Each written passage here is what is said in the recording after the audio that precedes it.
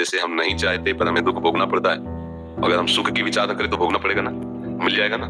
हाँ, हमारे वृंदावन के परम रसिक श्री स्वामी हरिदास जी महाराज कह रहे हैं, हरि भज छाणी न मान नर तन को, मति बंछे तिल तिल धन को, अनुमांगे आगे आवे को, क्यों पल लागे पल को। स्वामी जी महाराज कह रहे हैं, मति बंछे रे तिल तिल धन को। क्यों सोच रहा है? कोई सोचता है मुझे दुख मिले, बलात् भोगना पड़ता है क्योंकि प्रारब्ध है अशुभ कर्मों का। तो शुभ कर्मों का जब फल आएगा तो सुख सुविधा उन्नति इसका सब विधान बन जाएगा। आप तो ये बहुत बढ़िया होगा अगर ऐसा मान ले, जैसे दूसरी बात कही, जथा लाभ संतोष सदा काहू सो कछ न चाहूंगा, प्रभु से भी कुछ नहीं चाहूंगा। आप जैसे विधान से रखोगे मैं वैसे रखूंगा अपने जीवन को, अपने मन को, अपने इंद्रियों को। बस आपका स्मरण न छूटे, आपका भजन न छूटे। तो आप समझो नाम जब चल रहा है, भगवत स्मरण चल रहा है, तो ये सांसारिक लौकिक भोगों की तो बात जाने दो, अनंत महिमाशाली भगवान को अधीन कर सकता है जो। फिर रिद्धियां सिद्धियां लोक लोकांतर के सुखों की तो बात जाने दो।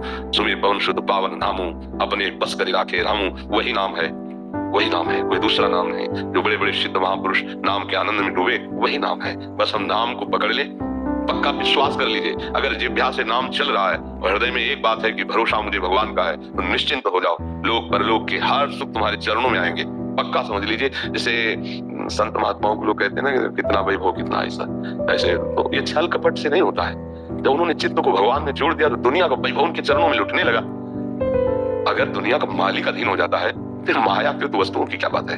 अगर विवेक काम कर जाए तो दूसरी बात बहुत जोर की है, जैसे प्रभु रखे वैसे रह जाओ और नाम जब कर लो तो होगा क्या, बहुत अच्छे से प्रभु रखते हैं। उनके भरोसे हो जाए ना तो सब बात, नहीं तो शरीर में कहीं पीड़ा हो तो सब ज्ञान विज्ञान भूल जाएगा।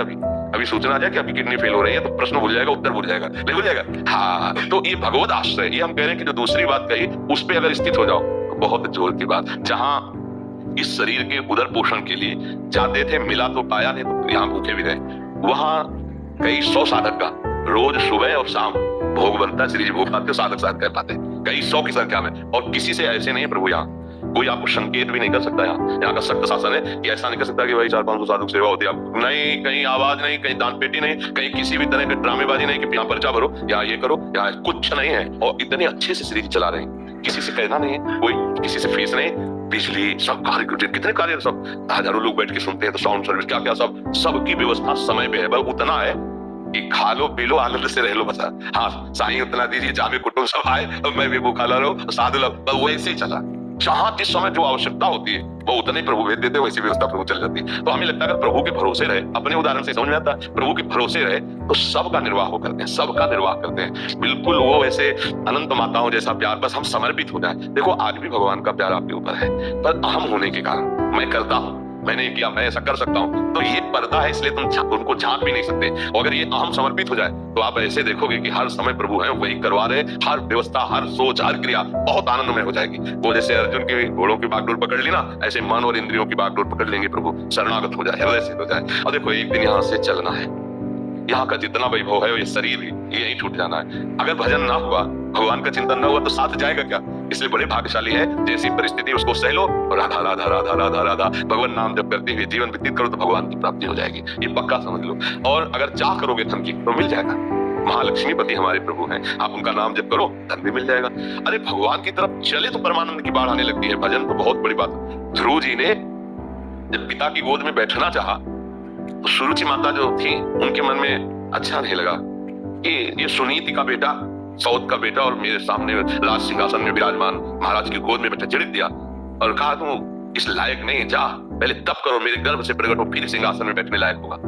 माता सुनीति से रोकर बोले, माता ने कहा बेटा ठीक ही कहा है, क्योंकि महाराज मुझे इस समय दासी भी नहीं मानते, पत्नी की तो बात क्या, क्योंकि सुरुचि में आसक्त थे। इसलिए बेटा तुम नारायण का भजन कर, वही तुझे जो चाहोगे पूरा। निकल पड़े 5 वर्ष के बाद आगे देवर्षि नारद जी, बेटा किस लिए तुम जा रहे हो, देखो समझना अभी भजन नहीं हुआ, किस लिए जा रहे हो, ऐसा ऐसा ऐसा। अरे अभी चल के उत्तानपाद महाराज को आदेश करूंगा पूरे सिंहासन का उत्तराधिकारी, अभी इसी क्षण। ध्रुव जी को लगा अभी तो भजन भी शुरू नहीं किया और उत्तराधिकारी बुलाने की बात आ गई, जहां गोद में बैठने नहीं दिया गया उस सिंहासन में बैठने की बात। तो उन्होंने कहा नहीं महाराज, मैं क्षत्रिय राजकुमार हूं, एक बार निश्चय जो कर लिया अब कर लिया, अब वापस नहीं लौटूंगा। तो उनका जंगल में बहुत भय है, सिंह चीता राक्षस जन मच्छर क्या क्या परेशान, तुम राज बोले महाराज ना प्रलोभन और ना भय, इनसे मैं डिगने वाला नहीं हूं। तो चेला पक्का तो गुरु मंत्र दे लिया है और भगवान का साक्षात्कार 6 महीने में कर लिया। गुरु कृपा से 6 महीने में गुरुजी ने भगवत साक्षात्कार और वो पद प्राप्त किया जो आज तक किसी ने नहीं प्राप्त किया, अटल पदवी प्राप्त। तो अगर चाह करे तो फिर अन्य प्रलोभन और अन्य भयों में ना फंसे, तो जो चाहेगा वो भगवान दे देंगे, पक्का समझ लो। हम लोग फिसलती हैं, फिसल जाते हैं। हाँ, जैसे महान सुख प्राप्ति के लिए चले आप, तो अब अल्प सुख में आपको सौदा नहीं करना है। अगर सिंहासन में बैठने की बात में सौदा हो जाता तो अटल पदवी नहीं मिलती। तो भूमा सुख का, भगवत सुख का, भगवत कृपा पात्र कभी सौदेबाजी में नहीं फंसता। माया सौदा करती, ये भोग लो, ये ले लो, ये देख लो, ये सूंघ लो, ये छू लो, ये बन जाओ, ये उपाधि ले लो। उपासक नहीं, न पारमेष्ठम न महेंद्र दिष्णम न सार्वभौमम न रसाधिपत्यम न योग सिद्धि अपनर्भव नहीं चाहिए। मुझे मेरे प्रभु का भजन चिंतन और उनके द्वारा दी हुई व्यवस्था चाहिए, माया के द्वारा नहीं। भले तो रघुवर दे बने और बिगड़े तो भरपूर, तुलसी और अंते भले दाबली में पेदू। ये निष्ठावान महान सुख का भोक्ता बनता है। ये अल्प सुखों में फंसे हुए लोग हैं। इसलिए पहले देखो, जब कोई ऋषि मुनि तपस्या करते थे ना, तो बड़ी दिव्यताएं आती थी उनको गिराने के लिए, दिव्य अप्सरा, ऐसी रिद्धियां सिद्धियां। तो अब जैसे ये है कि अब नहीं आती है, तो उतना हम लोग चढ़ ही नहीं पाते हैं, पहले फिसल जाते।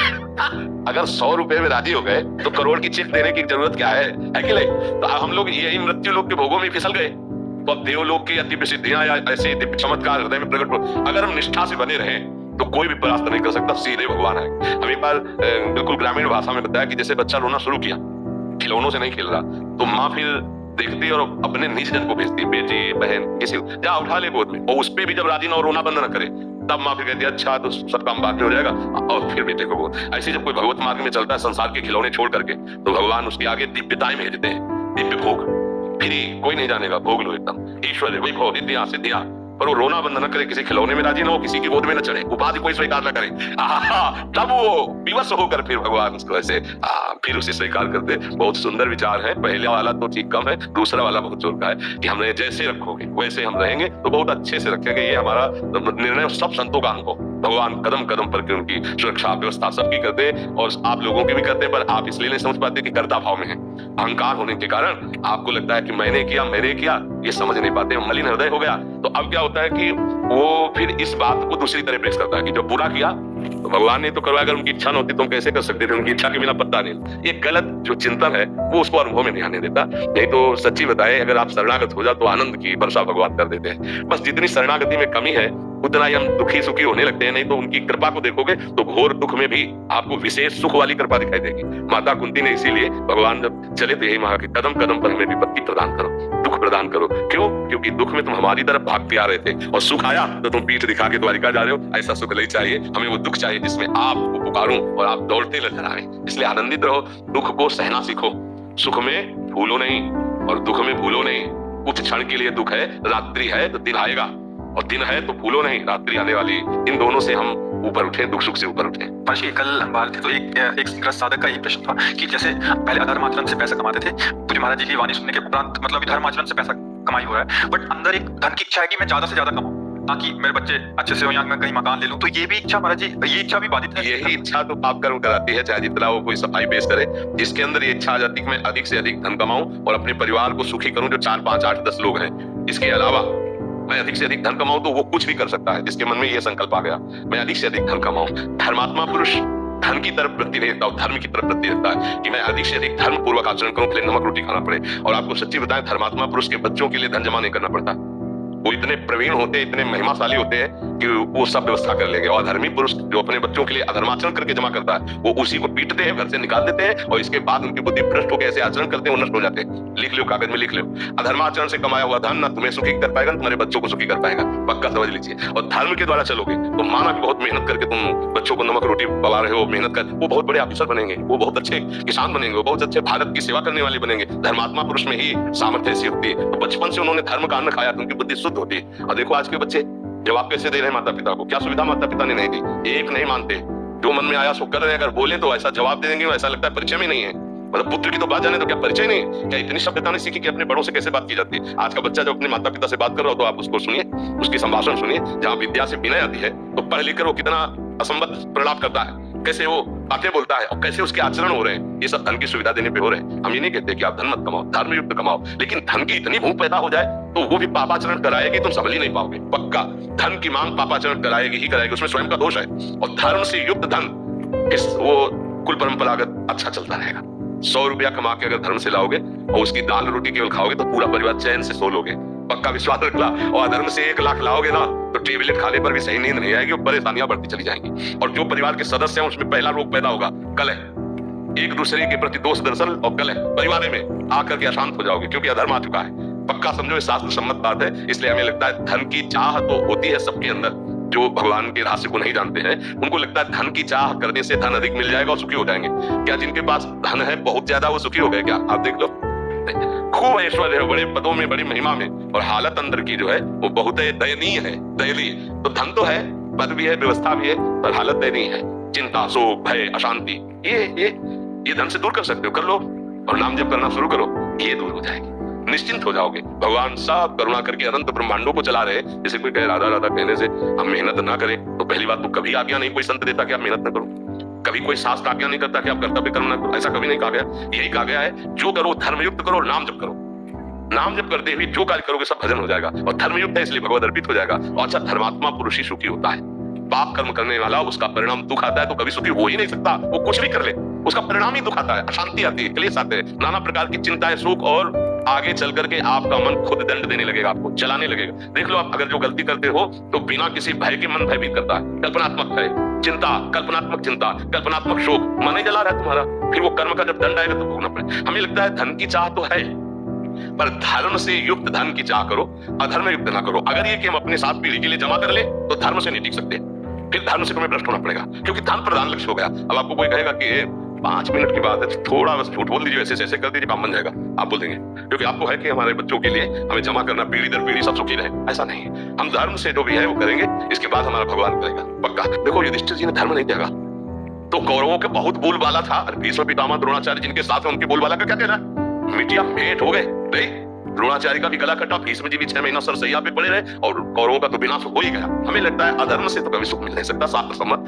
धर्म युक्त चला जाए। तो बोलते हैं व्यापार से जो कमाया हुआ धन होता है वो उसमें आता है क्या? नहीं, व्यापार तो हमारा व्यापार है, पर उसमें बेईमानी और झूठ कपट नहीं मिलाना चाहिए। जैसे मानो कपड़ा का व्यापार है, अब सबको ये जानता है कि मुनाफे के लिए हमारा नौकर थोड़ी को कहीं से कपड़ा लाकर तुम्हें फ्री दे दे। अरे वो लेबर रखे है, दुकान का किराया है, बिजली है, तो इसका मतलब मुनाफा लेगा। तो आपको बोलना है भाई 100 का लाए जैसे आप, तो आपको बोलना है 25 रुपए मुनाफा मीटर में लेना, तो 125 रुपया मीटर है, लेना है लीजिए चले जाए। नहीं, वैसे ऐसे और वैसे कुछ नहीं, 125 रुपया मीटर कपड़ा बढ़िया, 25 रुपया मुनाफा, 100 रुपया मीटर लाए, 125 रुपया मीटर बेच रहे हो, धर्म है आपका। अब इसमें झूठ, यार तुमसे कसम से कहते हैं 150 रुपया मीटर का है ये, तुम यार अपने हो 140 दे दो, यार एकदम झूठ क्यों बोला? अब ये जो पैसा आएगा अब ये झूठ वाला आएगा, तुम्हारी बुद्धि पर कसम के भाई झूठ क्यों बोला? ईमानदारी से अगर तुमको लगता है कि सब पूरा सिस्टम जो चल रहा है तो हम 1 मीटर में 40 रुपया लेंगे, तो आप 140 सीधे बोल दो, 5 रुपया कम मत करो, 5 रुपया बढ़ाओ मत, झूठ मत बोलो। क्योंकि सब कोई जानता है व्यापार प्रॉफिट के लिए किया जाता है। व्यापारी जो व्यापार कर रहा है उसके बहुत से खर्चे हैं, बहुत सा परिवार पोषण करना है, तो इसी से कर रहा है वो। अगर वो जितने का लाया उतने का दे देगा तो कैसे काम चलेगा? तो झूठ नहीं बोलना, सबको पता है मुनाफा लेगा। तो जितना हम निश्चय किया है धर्मयुक्त, कुछ राजकीय विभाग की भी मर्यादाएं हैं कि आप इस सामान को इतना बेच सकते हैं, तो आप उतना लगा दीजिए कर, और उतना उसके हिसाब से बेच। कोई व्यापार में नहीं, कहीं भी नहीं। अब वो मांग रहा है 1 किलो, आप दे रहे हो 950 ग्राम, कोई सिस्टम कम करके ऐसे, या आप उसकी कीमत जो असली है उससे बहुत ज्यादा करके और झूठ बोल करके, नहीं कि ऐसे, ये नहीं होना चाहिए। कौन सा व्यापार झूठ बुलवाता है? आप केवल झूठ का आश्रय लिए इसलिए, नहीं तो सत्य है। कितनी ऐसी दुकानें जिन्हें फिक्स दाम है, आपको लेना लीजिए, नहीं लेना चले जाइए। तो झूठ का पटका व्यवहार करके अगर एकत्रित करे तो व्यापार वो दोषित है, और अगर सत्य पे चले तो व्यापार सही, क्योंकि मुनाफा तो लेगा ही कोई।